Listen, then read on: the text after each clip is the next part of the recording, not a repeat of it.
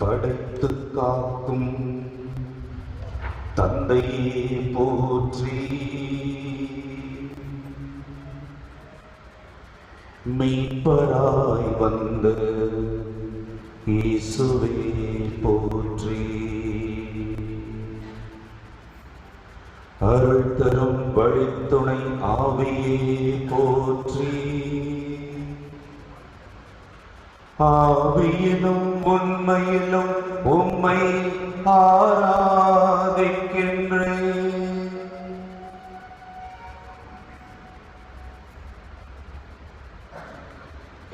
இயேசுவில் பிரியமான சகோதர சகோதரிகளே, அருள் தந்தை அன்பரசன், அன்புக்கு அரசன் என்று அவரை நாம் எளிமையாக அடையாளம் காண முடியும். திரு தொண்டர் என்ற ஒரு நிலையிலிருந்து குருத்துவ அருள் பொழிவை ஆண்டவரின் ஆசிரை பெற்றவராக இன்று ஒரு புதிய குருவாக உயர்ந்திருக்கிறார். நம் மீட்பராம் ஆண்டவர் இயேசு கிறிஸ்துவினுடைய குருத்துவத்திலே பங்கு பெற்றிருக்கிறார். அந்த ஆண்டவர் இயேசுவினுடைய பணியாளர் என்று தன்னை இங்கே கூடியிருக்கிற நமக்கும் மக்களுக்கும் தன்னை அறிமுகப்படுத்துகிறார். ஆக தன்னுடைய வாழ்நாளில் முன்னுரையில் நாம் கேட்டோம். பவுலடிகளார் ரோமியருக்கு எழுதிய திருமுகம் 8ஆம் அதிகாரம் 31வது வசனத்திலே சொல்லப்பட்டது. முன்னுரையை அழகாக வாசித்தார்கள். அதை தமக்குரியவர்களை முன்குறித்து வைத்தார், அவர்களை பெயர் சொல்லி அழைத்தார், ஏற்புடையோர் ஆக்கினார், தம் ஆட்சியில் அவர்களை பங்கு பெறச் செய்தார்கள். அதே வார்த்தைகளை, இந்த அழைப்பை பேதுரு எழுதிய முதல் திருமுகம் 2ஆம் அதிகாரம் 9வது வசனமும் சொல்லுகிறது மிக தெளிவாக. நீங்கள் தேர்ந்தெடுக்கப்பட்ட வழி மரபினர், அரச குருக்களின் திருக்கூட்டம், தூய மக்களினம், அவரது உரிமை சொத்தான மக்கள் என்று 4 நிலைகளிலே மிக தெளிவாக சொல்லுகிறது. ஆக இறைவன் தமது பணிக்கென அருள் தந்தை அன்பரசன் அவர்களை தன் தாயின் கருவில் உருவாகும் பொழுது, அதைத்தான் பவுலடிகளாரும் சொல்லுவார். பவுலடிகளாருடைய அழைப்பை பற்றி நாம் வாசிக்க கேட்டோம், அவருடைய மனம் மாற்றத்தை நாம் வாசிக்க கேட்டோம். ஆனால் பவுலடிகளாருடைய அழைப்பு அவரே சொல்லும் பொழுது மிக அழகாக சொல்லுவார். தாயின் வயிற்றில் நான் கருவாக உருவாகும் முன்னே தமக்கென என்னை ஒதுக்கி வைத்து அழைத்த இறைவன் என்று இறைவனை கண்டுகொள்ளுவார். அப்படியாகத்தான் நம்முடைய அருள் தந்தை அன்பரசன் அவர்களையும் தாயின் கருவிலை உருவாகும் பொழுது, நிச்சயமாக அந்த தாய் இல்லை, விண்ணுலகில் இருக்கிறார்கள். தன் மகனின் அருள் பொழிவு விழாவை, இந்த நன்றி திருப்பொழி விண்ணகத்தில் இருந்தவர்கள் பார்த்து கொண்டிருப்பார்கள், மகிழ்வார்கள் என்று நான் நம்புகிறேன், விசுவசிக்கிறேன். தமக்கென இறைவன் அவர்களை தேர்ந்தெடுத்து ஒதுக்கி வைத்து பெயர் சொல்லி அழைத்து அரச குருக்களின் திருக்கூட்டத்தில் ஒருவராக இன்று இணைத்திருக்கிறார். குருத்துவ அருள் பொழிவினையும் ஆண்டவரின் ஆசியும் அருளையும் கொடுத்து மகிழ்ந்திருக்கிறார் என்று சொன்னால் அதுதான் உண்மை. அதைத்தான் இந்த வாழ்விலை அவரும் நினைத்து இன்று நன்றி திருப்பலியாக நம்மோடு இணைந்து ஒப்புக் கொடுத்துக் கொண்டிருக்கிறார். இயேசுவில் அன்புக்குரிய சகோதர சகோதரிகளே, இந்த வார்த்தைகள் பேதுரு எழுதிய முதல் திருமுகம் 2ஆம் அதிகாரம் 9 அதனை தொடர்ந்து வருகிறது. இந்த வார்த்தை அருள் தந்தை அன்பரசனுக்கு பொருத்தும்.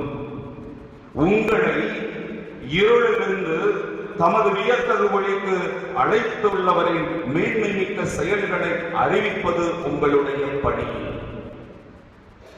அழகாக சொல்லப்பட்டிருக்கிறது. ஆக அருள் தந்தை அன்பரசன் அவர்களே, இருளிலிருந்து வியத்தகு ஒளிக்கு அழைத்த இறைமகன் இயேசுவினுடைய வார்த்தையை அறிவிப்பதுதான் உங்களுடைய பணி. அதைத்தான் பவுலடிகளார் கூட கொரிந்தியருக்கு எழுதிய திருமுகத்தில் சொல்கிறார். நீங்கள் வாய்ப்பு கிடைத்தாலும் வாய்ப்பு கிடைக்காவிட்டாலும் எந்த நேரத்திலும் ஆண்டவரின் வார்த்தையை அறிவிப்பது உங்கள் வாழ்க்கையாக வேண்டும் என்று நமக்கெல்லாம் பணிக்கின்றார். நேற்றைய குருத்துவ அருள் பொழிவு விழாவின் போது கூட நம்முடைய ஆயர் அவர்கள் மிக தெளிவாக சொன்னார்கள். இறைவனின் வார்த்தையை அறிவிப்பதுதான் பணி என்று சொல்கிறார்கள். அதுதான் அவருடைய மறைவுரை சிந்தனையுடைய தொடக்கமாக அழகாக இருந்தது. மன்னிக்கவும், முன்னாள் திருத்தந்தை பெனடிக்ட் 16ஆம் பெனடிக்ட் எழுதிய திருமடலில் இருந்தும் எடுத்து காட்டி நமக்கு வாசித்து காட்டினார்கள், அழகாக சொன்னார்கள். ஆக இயேசுவில் அன்புக்குரிய சகோதர சகோதரர்களே, இறைவனின் வார்த்தை நம் உள்ளத்தில் ஊன்றப்பட்ட ஒரு வார்த்தையாக இருக்கிறது. அந்த இறை வார்த்தையை வாழ்வாக்குவதும் அந்த இறை வார்த்தையை அறிவிப்பதும் கிறிஸ்தவ வாழ்வினுடைய அழைப்பு. அதில் குருத்துவ அழைப்பு என்பது இன்னொரு படி மேல் நமக்கு கிடைத்த ஒரு அதிசயம், அற்புதம் என்றுதான் நாம் சொல்ல வேண்டும். அத்தகைய அதிசயத்தையும் அற்புதத்தையும் அன்பரசன் பெற்றிருக்கிறார். அவர் தன் வாழ்விலை, குருத்துவ வாழ்விலை இறைவனின் துணை கொண்டும் அந்த இறைவனின் வார்த்தையை அறிவிப்பதனாலும் அதே அதிசயத்தையும் அற்புதத்தையும் நிகழ்த்த வேண்டும் என்பதுதான் ஆசை. இறைவாக்கினராகவே வாழ வேண்டும் என்று சொல்லி தன்னுடைய குருத்துவ அருள்பொழிவினுடைய மையமாக, கருத்தாக எடுத்திருக்கிறார், லட்சியமாக எடுத்திருக்கிறார். தன்னுடைய பணி வாழ்வினுடைய லட்சியம் என்பதையும் வெளிப்படுத்துகிறார். To be the prophet of the Lord. இறைவாக்கினர் யார் அவர்கள்? 3 நிலைகளில் அவர்களை நாம் புரிந்து கொள்ள முடியும். இறைவாக்கினர்கள் இறைவனின் பிரதிநிதிகள். இறைவாக்கினர்கள் இறைவனின் செய்தியை கொடுப்பவர்கள். இறைவாக்கினர்கள் இறை மக்களுக்கும் இறைவனுக்கும் இடையேயான பாலம்.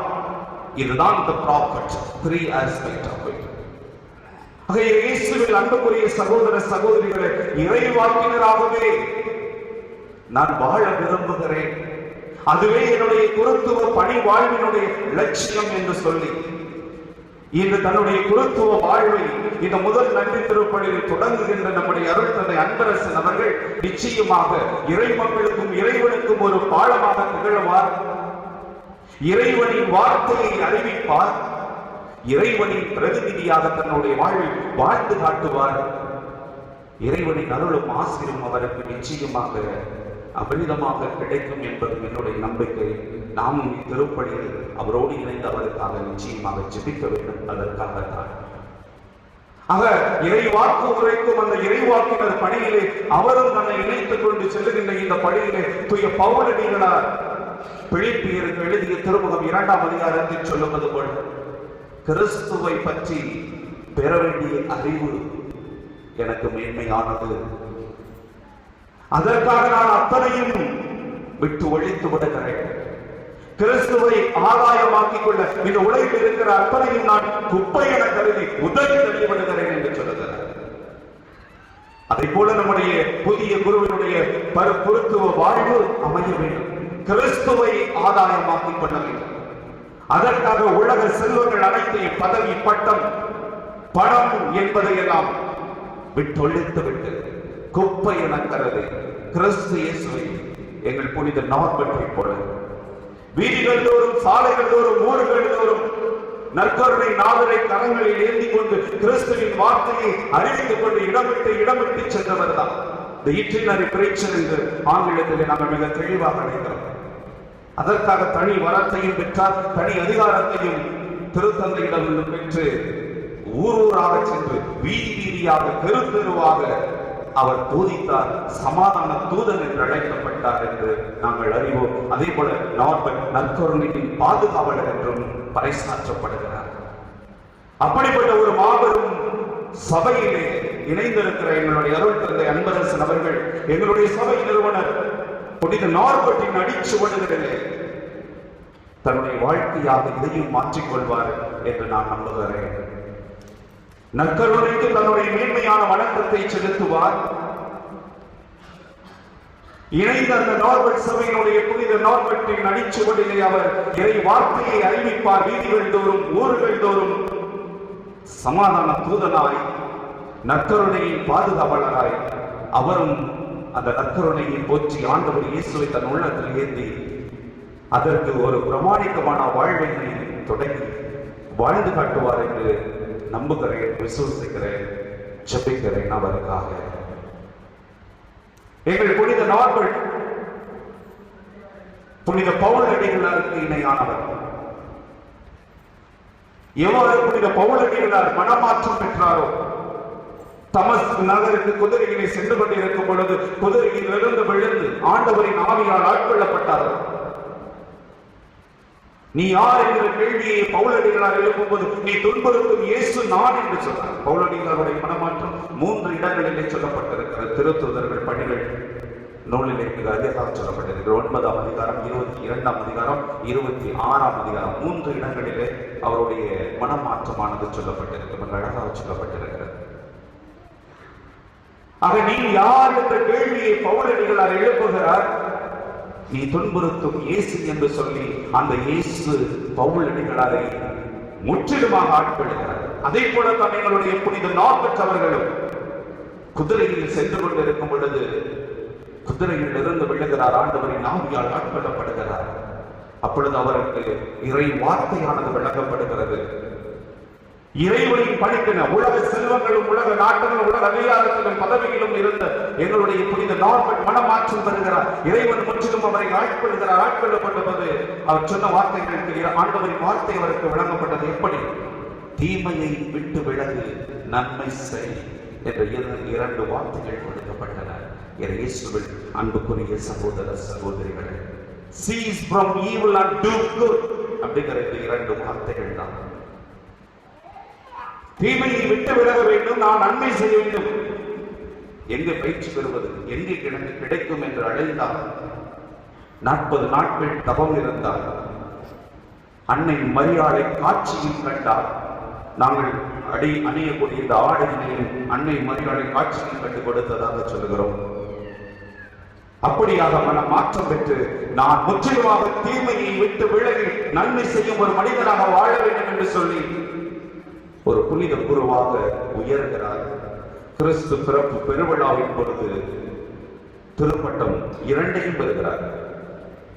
டீக்கன், குரு என்ற 2 நிலைகளிலும் அவர் உயர்த்தப்படுகிறார் என்பதும் சிறப்பான ஒன்றாக அமைந்திருக்கிறது. ஆக எங்களுடைய அருள் தந்தை நாற்பட் அவர்களின் அடிச்சுவடுகளிலே தொடங்கக்கூடிய வாழ்க்கை நிச்சயமாக தீமையை விட்டு விலகி நன்மை செய்யக்கூடிய ஒரு வாழ்வாக இருக்கும். சென்ற இடமெல்லாம் அவர் நன்மைகள் செய்வார், நல்லவற்றை சிந்திப்பார். பதவிக்கும் பணத்துக்கும் பட்டத்துக்கும் புகழுக்கும் அவருடைய ஆசை இருக்காது, அவருடைய ஈடுபாடு இருக்காது. அவற்றையெல்லாம் துறந்து இறைவனின் இயேசுவை, ஏழ்மை மாடலை குடிலிலே பிறந்த அந்த இயேசுவை போற்றுவதிலும் அந்த இயேசுவினுடைய எளிய வாழ்க்கையை ஏற்பதிலும் எம் புனிதரின் அரிச்சுவடுகளை தங்களுடைய வாழ்க்கையை பயணிப்பதிலும் அவர் மிகுந்த அக்கறை காட்டுவார் என்பதும் என்னுடைய நம்பிக்கை. இயேசுவில் அன்புக்குரிய சகோதர சகோதரிகள், அதே போல குருத்துவ அழைப்பு என்பது ஏதோ தகுதி உடையவர்களுக்கெல்லாம் கிடைத்திருக்கிறது. ஒரு வேலை வாய்ப்பு கிடைக்கிறது, நம் வேலை வாய்ப்பை தேடி பல அலுவலகங்களுக்கு செல்லுகிறோம், நம்முடைய ரெஸ்யூம்ஸ் கொடுக்கிறோம் என்று சொன்னால் அதற்கு தகுதி எலிஜிபிலிட்டி இருக்குதா என்றுதான் பார்க்கிறார்கள். ஆனால் குருத்துவ அழைப்பு தகுதி, நமக்கு தகுதி இருக்கிறது என்பதற்காக கிடைக்கவில்லை. அழைத்த இறைவன் நம்மை தகுதியுடையவராக்குகிறார். He made us worthy, not that we are worthy because he called us. ஆக என் நிலையிலும் அருள் தந்தை அன்பரசன் அவர்கள் தன்னை அழைத்த இறைவன் இந்த இறைவனின் பணிக்கு அவரை தகுதி உடையவர் ஆக்கி இருக்கிறார் என்பதை உணர வேண்டும். அவர் தகுதியினால் இந்த அழைப்பை பெற்றிருக்கிறார் என்பதை அவர் மறந்து வாழ வேண்டும்.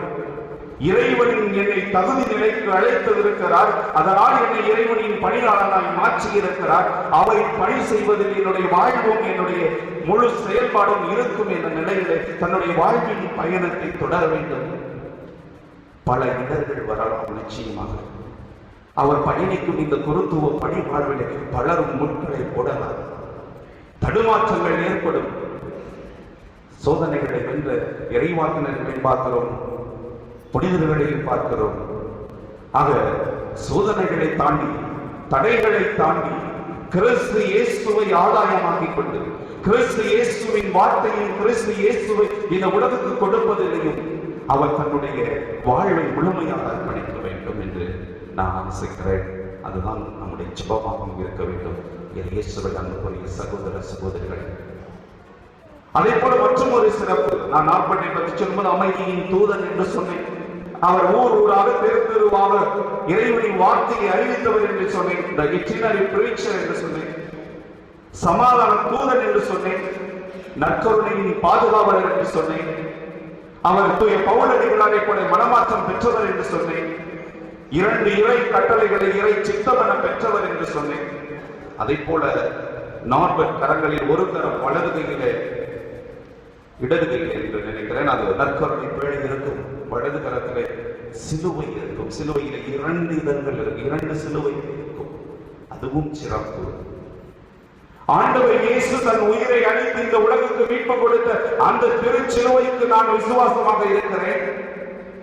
2வது குறிப்பிடும் பொழுது திருச்சபைக்கு நான், திரு அவைக்கு நான் என்னுடைய விசுவாசத்தை காட்டுகிறேன் என்று சொல்கிறார்.